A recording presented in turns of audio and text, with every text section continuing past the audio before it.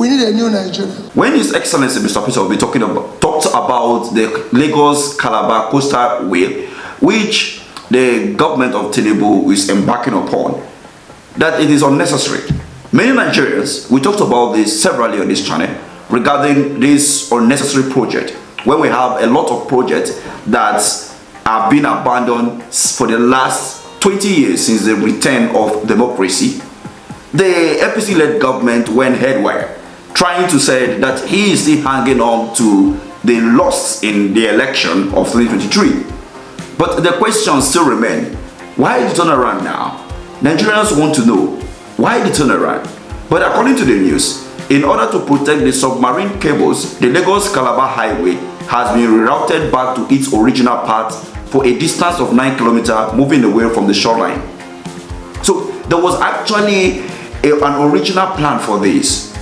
There have been a lot of conspiracy theorists and speculation over the months now concerning the Atlantic, Eco-Atlantic. You know, some said it's more like land grabbing and all of that. And this is now making some sense right now and may not be seen as speculation anymore, because remember this particular interview. Yes, you mentioned the ESIA is currently being carried out by... Sister, I was raised in the village. Me, I'm not here for now. Well, so sorry, I can't help the way I speak. You mentioned that the ESIA was being carried out at the moment. The EIA Act of 1992... I need interpreter.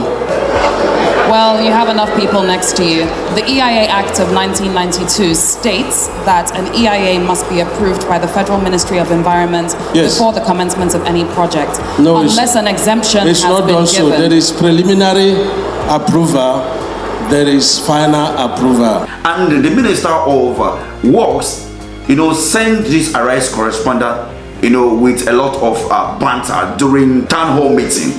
So the question now still remains. Why did you embark on this project in the first place? Now, after destroying a 200 million US dollar project, now you now turn around to say because of the submarine cables, you will now abandon this particular project on that route and returning it back to the original plan.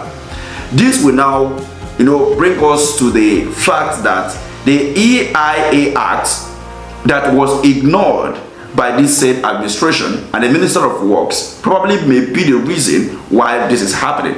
In as much as, according to the report, the Minister of Works quoted the section of the Constitution that said that all information may not be released to public, especially journalists, regarding to the issue of the EIA Act. But according to him, he said they have actually taking all this into consideration, talking about the environmental, you know, investigation, assessment and all of that. But if actually they did this, they would have found out that there is a submarine cable within that region.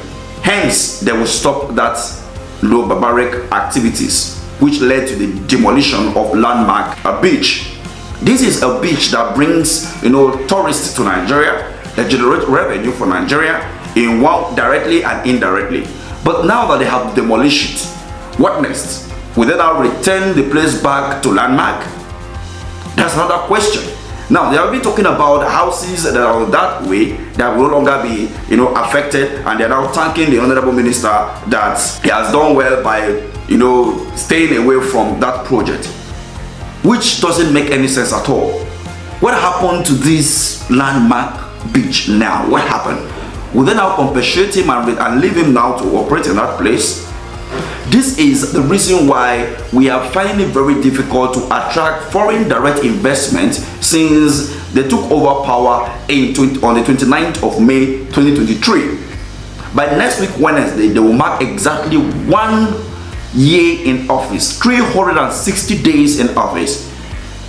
Like an elder statesman said on Channels Television the other day. Clearly, the last 1 year has been a tragedy. Simple. There is not one problem they have been able to solve. So I cannot see any other than low key. I mean, I give them the sense that they are feeling the pressure. They can see the faces of Nigerians. And so perhaps they are trying to see how can they assuage this anger, because the people are angry. So they have not achieved anything at all. They have not solved any particular problem. Rather than compiling more problem for Nigerians by bringing policies and then abandoning those policies, they went ahead chasing Bureau de change. From there, they went for the Binance. They chased them away from the country. Yet, dollar is selling for over 1,500. So when are we going to get it right in this country? I'll leave this take for you at the comment section. Thank you for watching.